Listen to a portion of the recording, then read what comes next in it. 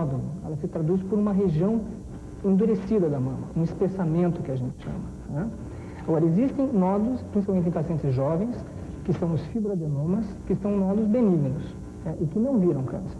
São nódulos benignos e vão ser sempre benignos. Quer dizer, até pode existirem pessoas que têm essa tendência, sempre terem esses nódulos, vai lá, tira, não tem como parar esse vai lá e tira.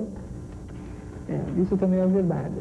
Nós temos optado hoje, nesses diagnósticos diferencial, de forma que fazer sempre o diagnóstico acertado. Quer dizer, uma vez que não seja câncer o nódulo, nós temos optado por, de forma geral, a não fazer a cirurgia, a acompanhar a mulher.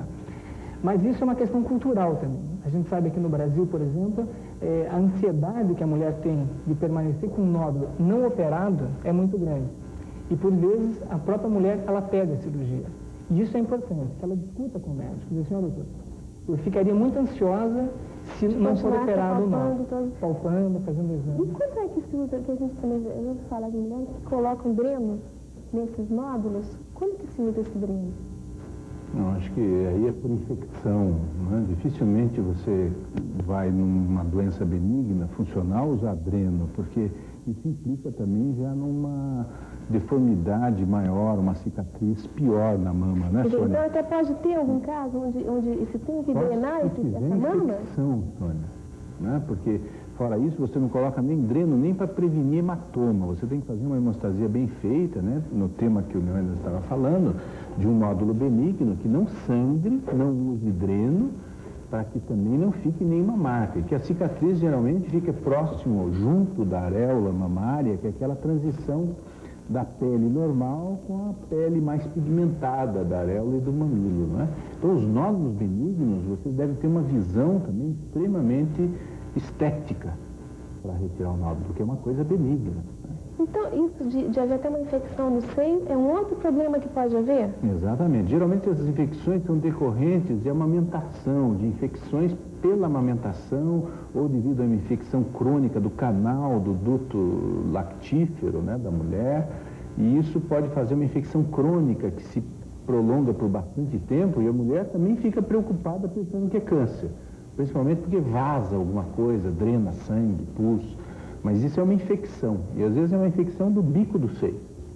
Então que não teria nada a ver? Nada a ver. Eu acho que existem realmente condições, a gente classifica até de duas formas. Existe a mastite que dá após durante o período da amamentação, que a gente chama de mastite puerperal, né, que é no puerpério, e a mastite não puerperal, que às vezes acontece na vida, a mulher não está grávida, ela não está amamentando, e surgem os processos inflamatórios infecciosos da mama. E que também, mais uma vez, ela deve procurar um especialista para que trate adequadamente e faça até um diagnóstico diferencial com alguma doença. Embora seja uma coisa mais frequente durante a amamentação ou após a amamentação, até pode acontecer numa mulher que já teve filhos há muitos anos e isso vir a acontecer. Perfeito, Sônia, pode. Isso pode acontecer. Sem que ela tenha medo que possa virar câncer. Sim, mas é importante que ela faça um diagnóstico diferencial, porque as mastites que ocorrem em mulheres não grávidas ou que não estão amamentando, ela deve fazer um diagnóstico diferencial com uma doença séria da mama, que chama-se carcinoma inflamatório, que ele parece uma inflamação, e na verdade é um câncer de mama, né? Então isso é muito importante que ela fique atenta a esses sinais e leve a queixa o quanto antes a um especialista, né? Isso é importante. Agora, Regina, pela sua experiência com as mulheres realmente têm muito medo desse autoexame que se fala tanto, uma vez por mês. Há um medo muito grande?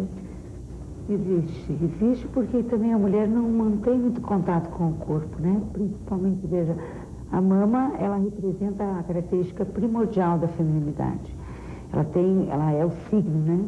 Ela tem um simbolismo todo especial e mesmo assim, a mulher, principalmente a partir dos 35 anos, parece que faz um movimento de negação dessa parte do corpo, até por alterações, né, naturais. Depois da amamentação, a mama fica um pouco modificada, ela vai buscar uma cirurgia, mas ela não contrata, né, tanto com a mama. E a gente, por exemplo, na sexualidade, a gente orienta muito que a mulher contatue muito com o corpo, não só com a mama, com todas as partes do corpo. E alguns folhetins que a gente distribui, né, de autoexame e tal, a gente sente que existe uma resistência e o lado psicológico, né, dessa questão, desse não contato com o corpo, explica muito, no sentido de que o câncer é uma palavra pesada, que representa a morte, né? Existe muito diz-que, né, de que um nódulo do lado direito é câncer, aqui embaixo. Quer dizer, são histórias que uma vai passando para a outra. Então, se ela vai fazer esse autoexame e constata, às vezes até a glândula mamária, né, que é um pouquinho alterada, ou está no período pré-menstrual, alguma coisa assim, e ela constata algum nódulo que não é exatamente um nódulo benigno, ela entra num estado muito grande de ansiedade, inclusive evitando esse contato com o médico. Muitas vezes, sabe, prorrogando essa consulta, vendo se isso modifica ou não. E aí a gente entende, né, Sônia, que a questão do câncer, que lembra a morte, né, infelizmente ainda existe essa relação tão forte, apesar da medicina estar super avançada, os recursos e tal, a ideia da morte, né, associada ao câncer, ela vai deprimindo e a mulher vai entrando numa angústia muito grande. Isso a gente vê muito aqui nos pré-operatórios, né, nas mastectomias e no acompanhamento que a gente faz, às vezes, realmente isso aparece muito forte. Além dos problemas psíquicos que vão começar a se desenvolver a partir daí, né? É um problema social também, né? Também pós-operatório vai acontecer um outro problema, você vai precisar retirar a mama, porque aquela mama retirada, depois que ela vai observar sempre no espelho, né? Mesmo que ela está salva, que ela não vai mais morrer, mas ainda significa, o fato dela ver a mama perfeita, né? E a outra que não existe, ela lembra a ideia de morte. E acho que o trabalho é esse, é a gente tentar desassociar. Mas as mulheres dificilmente têm contato com o corpo, sabe? Acho que é até uma questão cultural. Agora, esse aspecto que você falou, de olhar no espelho e ver a mama perfeita e a outra não, a cirurgia plástica já pode resolver, né, Macaé? Já. Atualmente, a cirurgia plástica tem inúmeros recursos que a gente pode mostrar para você que reconstroem a mama numa parte talvez mais estética, não tão funcional. Essa mama não vai mais funcionar como mama, a amamentação e tudo, mas esteticamente elas ficam quase perfeitas. Mas 100% das mulheres que tiveram câncer, que fizeram mastectomia, podem fazer essa cirurgia? Não, 100% não. Existe, a gente trabalha junto sempre com o Dr. Leônidas, que é mastologista, com o Dr. João Carlos Simões, que é oncologista, para que a gente trabalhe em equipe. Essa é uma cirurgia que deve ser feita em equipe e deve ser analisado o tipo de câncer que ela tem, qual é o estadio desse câncer, se esse câncer é um câncer in situ, pequeno, se ele é um câncer avançado, se essa paciente, qual é o tratamento pós-operatório dessa paciente, se ela vai ter que fazer quimioterapia, radioterapia, tudo isso tem que ser avaliado e aí conversado junto com o mastologista. Então nós vamos fazer uma mastectomia simples ou ampliada, com ou sem esvaziamento ganglionar, quer dizer, a retirada dos gânglios. Uma mastectomia simples, ampliada, como é que funciona isso? Veja, a mastectomia começou no século passado, já tem 100 anos, publicado cientificamente por Halster, que foi um cirurgião, e Willy Mayer, também um outro cirurgião dos Estados Unidos. Os dois publicaram quase na mesma época. E constava da retirada de toda a mama, pele, grande quantidade de pele se tirava antigamente, toda a musculatura adjacente à mama, chamada musculatura peitoral, os dois músculos, então, que nós temos sob a mama, músculo peitoral maior e menor, e todos os gânglios linfáticos que nós temos debaixo da axila, no oco axilar, não é? Então essa era uma cirurgia chamada mastectomia radical, que foi assim padrão na medicina, e ainda existem até serviços que praticam. Hoje nem tanto, hoje passou a ser uma referência histórica. Porque mesmo quando o câncer está muito avançado, não se pratica esse tipo de faz cirurgia. assim mais, Sônia, ficou uma referência histórica. Mas eu, por exemplo, quando comecei a minha formação, se praticava mastectomia desse tipo, né? Talvez não com tanta retirada de pele, porque não se podia nem fechar a pele nessa cirurgia que o Halster fez, porque os tumores também eram grandes. Mas se praticava esse tipo de cirurgia para um tumor de 2 centímetros. Veja então que essa mutilação marcou muito a mulher. E é isso que precisava ser enfático e falar também para o público. Quer dizer, esse medo então do diagnóstico ficou muito referendado pelo aspecto de mutilação que a mulher tinha. Então ficava a pele e a costela em cima. Era uma coisa realmente muito séria, além da desabilidade funcional por causa da perda da musculatura. Isso mudou, foi mudando. Depois se passou a tirar a mama e deixar o músculo. Então a deformidade já não foi tão grande, as cicatrizes já eram mais horizontais. E recentemente se mostrou, se o tumor é pequeno, de 2 centímetros, você pode fazer uma retirada de um quadrante, de um segmento de mama, de uma porção dessa mama, junto com os gânglios, e nem deformar a mama, manter a configuração da mama. Então isso, e não mudou o resultado de sobrevida, né? Isso é um trabalho plástico, continua mesmo, então não precisava mutilar tanto, né? Então hoje, tumores pequenos, você faz tumorectomia, com margem de segurança no tumor, mas você não tira nem pele, não tira areola, não tira mamilo, não tira, você mantém a mama de uma maneira estética bastante razoável, cosmeticamente bastante aceitável. Mas vamos dizer que tem que retirar mais, que daí cai no caso da cirurgia plástica. Aí é que vem a importância do que a gente estava conversando, que a gente tem que enfatizar, que é a avaliação precoce do tumor de mama, o diagnóstico precoce do tumor de mama, quando a mulher faz o autoexame. Por quê? Porque numa cirurgia conservadora, que a gente chama, onde é retirado o tumor, a gente pode retirar através da areola, por exemplo, você pode simplesmente não ter que fazer uma reconstrução, usar outros retalhos de outros lugares para reconstruir aquela mama. Com os próprios tecidos que estão dentro da mama, você reconstrói a mama. E você olha, aparentemente... Você não vê nada. Isso é uma verdade. Essa cirurgia que a gente chama de conservadora, cirurgia conservadora, que é essa só retirando o tumor, né? Ela dá uma segurança do ponto de vista oncológico, quer dizer, localmente a paciente ela está tratada, né? Mas ela não amputa a mama. Então as cirurgias que a gente usa, que nós usamos para fazer as reconstruções com outros tecidos, como o Dr. Macorelli falou, são casos já que a gente... Hoje estava mais avançado. O que nós vemos, felizmente, hoje, essa cirurgia conservadora, felizmente, nós conseguimos tratar, vou dizer assim, boa parte das mulheres, a gente conserva a mama. Ela usa o mesmo sutiã, ela não tem o estigma de ir, por exemplo, para a praia e ter que usar alguma coisa ocupando o lugar da mama, que ela se sentiria mal. Ela usa sutiã, ela pode ter uma vida...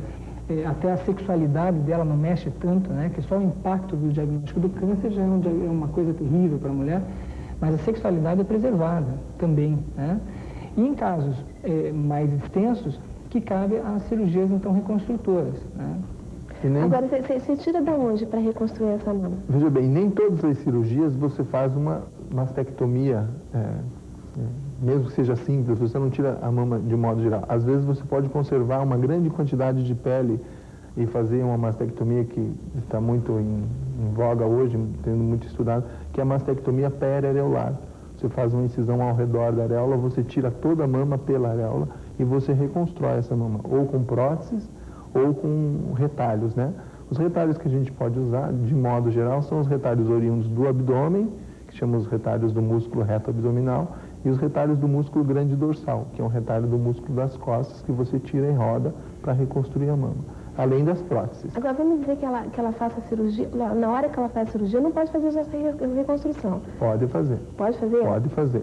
Existem as mastectomias com reconstrução imediata, que aí é que entra a questão da equipe multidisciplinar. O que nós, Dr. Leônidas e eu, a gente senta e conversa. Existe a possibilidade de você fazer uma mastectomia e de você reconstruir a mama no mesmo tempo. Mas daí já há a condição de você saber, o médico saber se ela vai precisar ou não fazer uma quimioterapia? Isso já é planejado. Já é planejado, quer dizer, o médico já tem a ideia, vamos fazer isso e ela vai precisar de uma quimioterapia.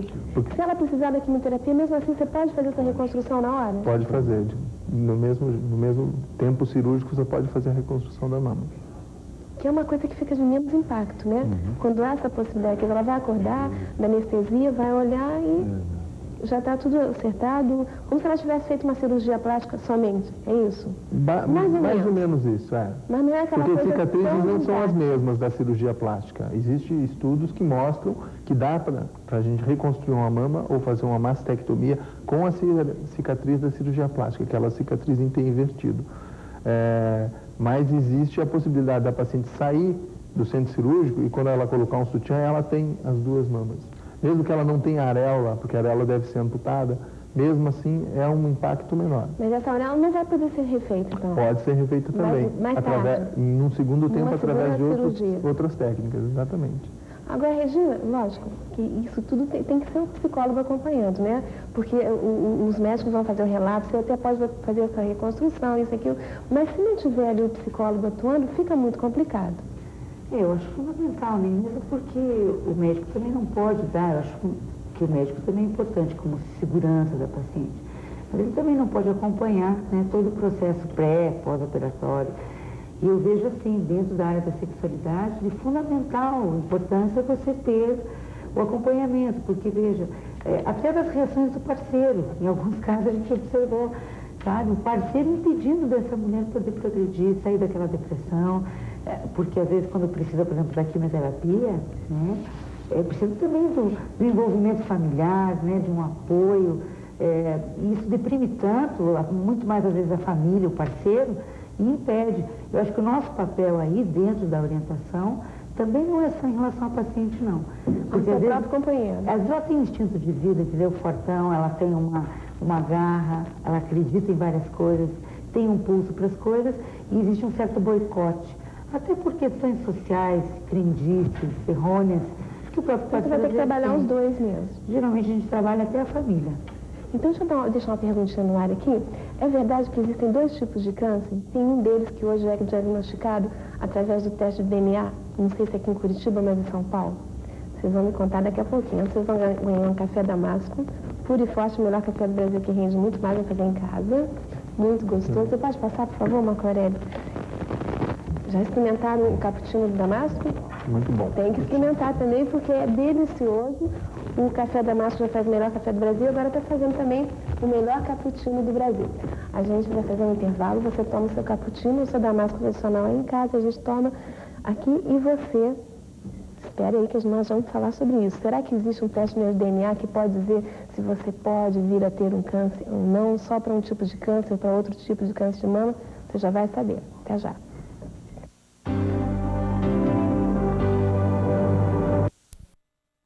Sônia, existe um câncer de mama familiar que responde por uns 13%, acho que não chega a isso. Ele é pequena a percentagem. Não é o mais comum você ter famílias com câncer de mama. Isso existe, nós já tivemos uma família que a mãe, as duas filhas tiveram.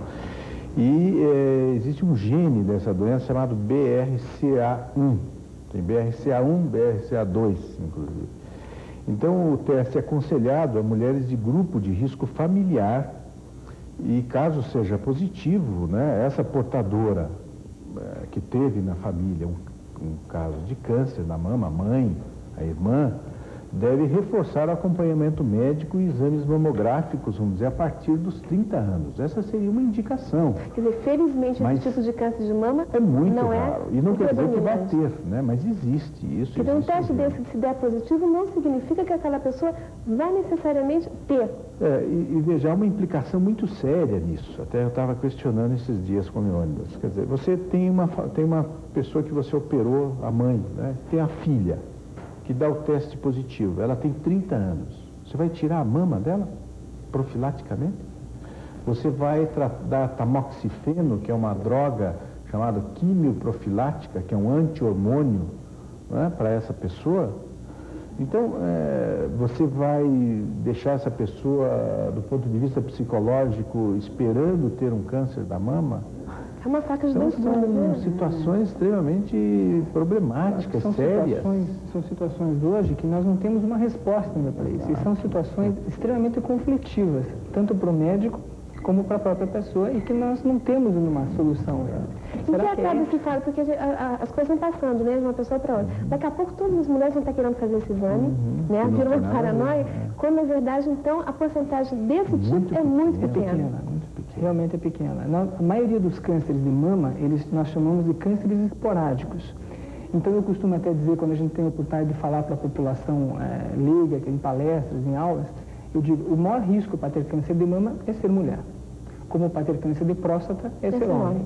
Então, realmente, essa detecção precoce, essa orientação para que a mulher faça o autoexame, o diagnóstico precoce, é o mais importante, sem dúvida. Agora, a Regina estava colocando que você tem feito algumas pesquisas que tem determinados tipos de personalidade de mulheres que são mais propensas a ter o câncer de mama. Na verdade, não é uma pesquisa minha, são alguns estudos que eu fiz, né, e alguns autores que referem. Stephen Quinn, por exemplo, ele fez uma amostra com 160 mulheres, né, estudou, pesquisou, e traçou um perfil psicológico dessas mulheres. E aí ele começa a desenvolver teoria em cima de que mulheres geralmente portadoras, né, de câncer, de mama e outros tipos também, têm uma personalidade introvertida, uma sexualidade mal resolvida, algumas características como assim, depressivas, né, que seriam assim que teriam uma grande tendência a desenvolver. Porque pessoas muito baixo astral. Sim, muito. Vamos levantar o astral todo mundo então, né? As mulheres têm que levantar o astral, deixar essa personalidade a ver, né? Porque a liberação, até o processo fisiológico do exercício da sexualidade, né, da alegria, do centro do prazer, digamos assim, ele faz toda uma revitalização geral na pessoa. E quem sabe, né, o corpo fique alegre e não responda, né, psicossomaticamente assim. Eu acho que isso tem que ser estudado, aprofundado. Eu me interessei realmente porque essas personalidades hoje estão muito frequentes, né, esses temperamentos, as pessoas com muitos problemas, então seria um preventivo, um psicoprofilático que a gente poderia fazer, trabalhando esse outro lado, né, a mente, a sexualidade das pessoas, para que pudesse evitar esse corpo doente no futuro. Extravasar bastante alegria. Com certeza. Nada de tristeza não pagar conta, né? Não adianta nada. Ô, Marcorelli, isso que você trouxe aqui são as possibilidades de você fazer essa cirurgia, depois da mastectomia, isso tudo que vocês explicaram. Exatamente. A gente tem vários recursos terapêuticos, né, para fazer a cirurgia corretiva. Então, esquematicamente, a gente trouxe um desenho aqui mostrando, né, que você tem, então, o músculo reto abdominal, né, que está aqui, e você tem uma paciente que tem um câncer de mama, certo? E ela vai ser reconstruída, quer dizer, esse músculo e esse retalho de pele e gordura, ele vai ser rodado, né? Vai ser rodado e vai ser colocado lá na mama e vai ser feito, nesse caso, uma reconstrução imediata. Então, essa paciente vai sair do centro cirúrgico com a mama reconstruída, o que já não acontece em alguns casos, que são casos mais antigos, em que você já tem uma mama que é uma paciente que já foi mastectomizada, né? Ela já não tem mais a mama, né? Então você vai planejar para ela uma cirurgia. Qual é o planejamento? É você fazer então o mesmo retalho que a gente mostrou anteriormente para reconstruir essa mama e no segundo tempo você corrige a mama contralateral e ao mesmo tempo reconstrói o mamilo.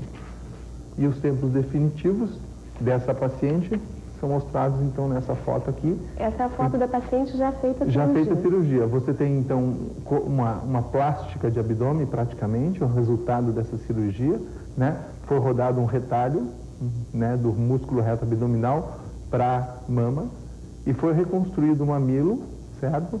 Com o mamilo contralateral, aqui tem uma plástica de mama, já foi reconstruída também, com o mamilo contralateral e com um enxerto da virilha. Agora, nesse caso aí, Marcorelli, a paciente já fazia tempo que estava mastectomizada, é isso? Sim, ela já fazia alguns anos que tinha mastectomia. Então, já pode ser feita essa reconstituição da auréola tudo no mesmo tempo, ao contrário daquela que fez a cirurgia, a mastectomia e fez ali na hora a reconstituição? Normalmente a gente reconstrói a mama no primeiro tempo e no segundo tempo a gente reconstrói o mamilo e o complexo areolo-mamilar e a mama contralateral. Para fazer uma... Então, na verdade, são sempre duas cirurgias. São sempre duas cirurgias. Mesmo quando você faz a reconstrução imediata, você tira o câncer, só que em vez de você deixar sem a mama, você já reconstrói a mama de modo imediato. E pode ser feito com esse retalho do músculo, do abdômen, como pode ser feito com o retalho do músculo das costas, em que a gente daí coloca sobre esse retalho uma prótese, que seria essa prótese, que é uma prótese de silicone, certo? Existem outros tipos de reconstruções, quando as cirurgias são mais conservadoras, que a gente estava até conversando com o Dr. Leônidas, tem uma paciente que a gente está planejando fazer isso, em que você coloca isso aqui que chama-se um expansor de pele, ele tem uma válvulazinha, tá vendo? Ele é colocado, isso aqui é colocado abaixo da mama e você vai injetando soro fisiológico aqui, isso aqui vai expandindo até chegar ao tamanho da mama que você deseja, e aí você tira isso aqui e coloca uma prótese de silicone definitivo. E aquele outro ali, o que é isso? É uma prótese de silicone também, só que é uma prótese mais moderna, chama-se uma prótese de silicone texturizada. Ela dá menos complicações. É até bom a gente falar esse negócio de silicone, porque o silicone pode dar mesmo complicações? A gente, através da sociedade, discorda um pouco com relação à atitude tomada pela Sociedade Americana de Cirurgia Plástica, que praticamente aboliu o silicone da América do Norte, né? Tem até uma propaganda agora dizendo quem fez a cirurgia, parece nas televisões, procure tal número, né? Essa polêmica surgiu pela Dow Corn, né, a marca da empresa americana, que ela era a maior produtora de próteses desse tipo de silicone. E surgiu uma polêmica que todo mundo ficou sabendo, que essa repercussão para mulheres isso é muito ruim, de que a próstata havia uma propensão maior ao aparecimento do câncer da mama. Cientificamente isso não ficou provado. Exatamente. Não ficou provado. Nem com o câncer, nem com relação às doenças do colágeno, que diziam que a prótese causava doenças do colágeno. A prótese tem outras complicações, que o paciente que coloca uma prótese tem que saber, e a gente coloca isso para o paciente. Que tipo de complicações? Complicações como a rejeição, ou a cápsula, o rompimento da prótese. É um tipo de uma né? rejeição, exatamente. É um corpo estranho, pode sofrer rejeição. Existe o rompimento da prótese com o passar dos anos, então se indica trocar essa prótese de tempos em tempos, a cada 10, 15 anos. Mas isso são coisas que são colocadas para a paciente, exatamente, ela tem que saber da cirurgia. Mas em relação a câncer, não se tem prova nenhuma de que essas próteses possam causar câncer de novo. Cientificamente não há, sabe? Agora, a verdade é que a Sociedade Brasileira de Mastologia, perante essa questão da empresa Dow Corn, e que isso mobilizou mulheres do mundo inteiro, porque muitas mulheres procuraram a Dow Corn para serem restituídas de dinheiro. Mas nos Estados Unidos a gente envolve umas coisas diferentes, dinheiro, indenização, advogado, é uma coisa complicada, né?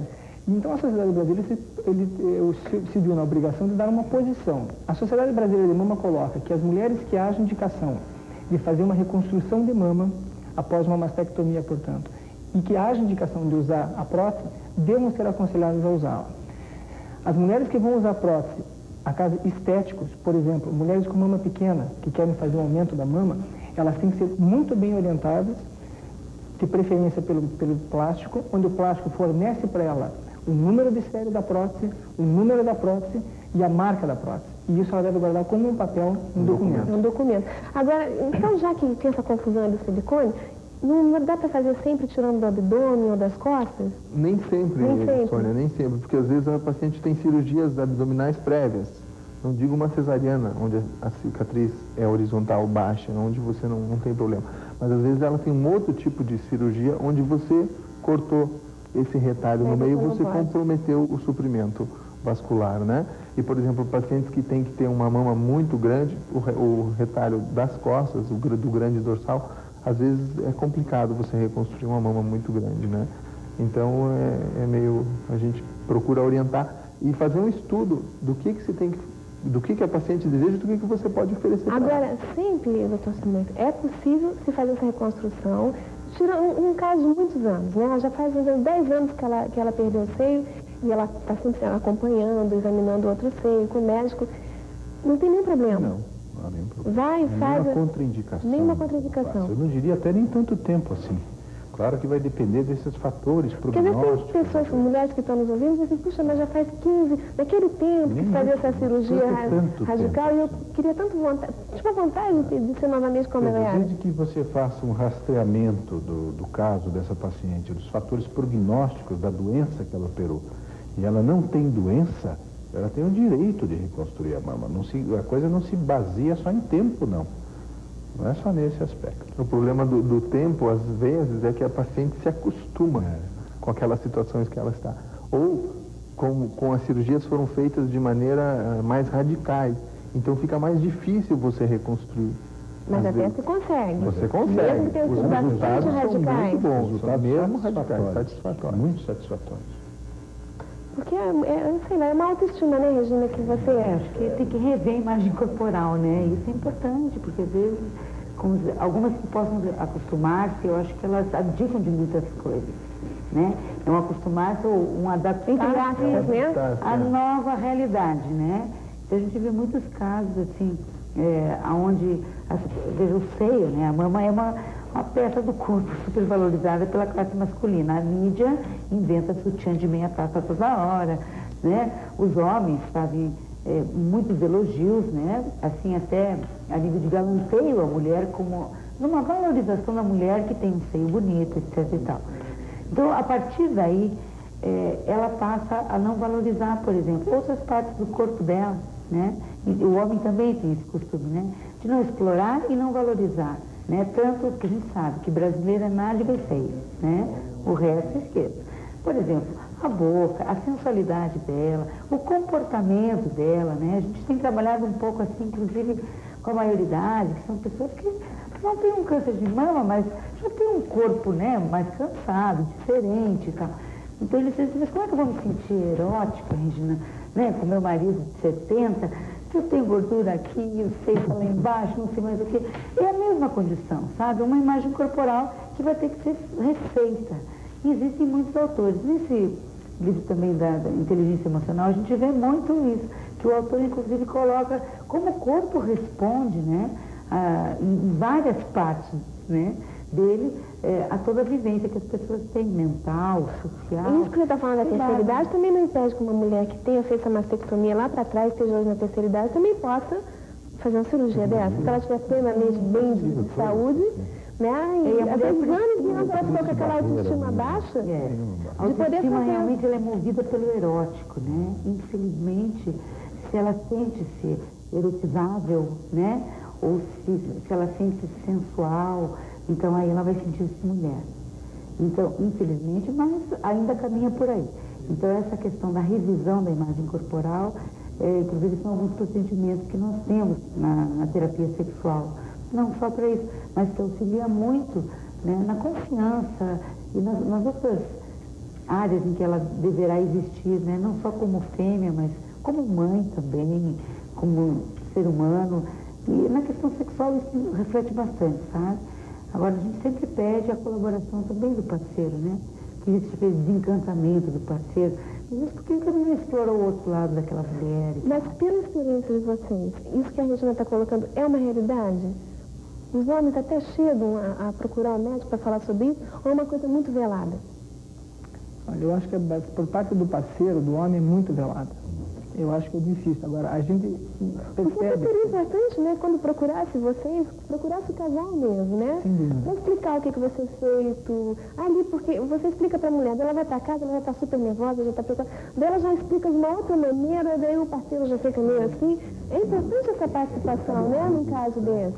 A gente vê rejeição, até não tanto estética, mas até pela própria doença em si. O estigma da doença é um problema muito sério na cabeça do homem também. E eu acho que a Regina tem toda a razão, precisa haver um trabalho conjunto de equipe. O psicólogo é um fator importante para chamar, conversar com o parceiro, a família, o amigo, são pessoas... Quem puder ajudar naquele momento. Por vezes, o que a gente percebe, essa questão emocional da paciente, ele é realmente com relação à reconstrução. Por vezes, existem mulheres, tanto na cirurgia plástica como na cirurgia reconstrutora, que elas esperam muito. Tá? Então, elas terminam cobrando demais do médico e terminam se cobrando também. Dizem assim, puxa, eu tentei uma cirurgia reconstrutora e não ficou do meu agrado. Tá? Agora, mas e essa foto mesmo que você mostrou, você podia mostrar de volta, Ana? Eu acho que é uma coisa fantástica. Mas às vezes é perfeito esteticamente e a pessoa você não se enxerga daquela forma. Isso entra o papel é importante, né? Vamos mostrar aqui outra vez?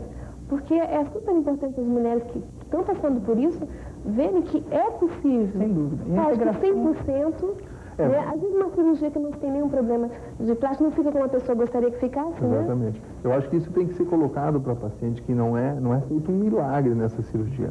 Existem restrições com relação ao tipo de cirurgia que você vai fazer, a como a mama vai ficar, as complicações inerentes do ato cirúrgico, da cirurgia, do pós-operatório, de uma recidiva de câncer. Tudo isso tem que ser colocado para a paciente. E dizer, mostrar alguns casos e explicar, pode ficar assim, pode ficar melhor.